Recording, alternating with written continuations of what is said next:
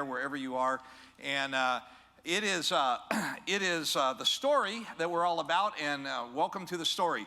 Now, if you are just joining us, you just got caught up on 8 weeks worth of our journey. And you might be wondering, why did it take me 8 weeks to say what they just said in 3 minutes? I'm a little slower than that video. But we've been studying because we want to know the Bible and we want to understand it from beginning to end. And so we've been doing this thing called The Story, which is an opportunity for us to read an abridged Bible. We do that during the week. We bring our actual Bible with us on the weekend and we study together here. And then in our life groups, we discuss what we talked about on the weekend. And it's just the pattern.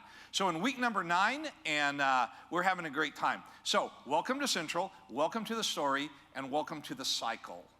Okay, now the cycle is what we talked about last week. I want to remind you of this. Jeremy taught this, and this is very, very important that you understand. This is the cycle that humanity has proven that it falls into, and it repeats itself over and over again. Let me show you. It starts with sin, and it's called the fall. And sin is when we disobey God, we rebel against God, and the only reason we sin is that we believe that there's something in it that we're going to get out of it that's more than God wanted to give us. Let me explain. Sin is not a blessing. If it were a blessing, God would say, do this, because his desire is to bless us.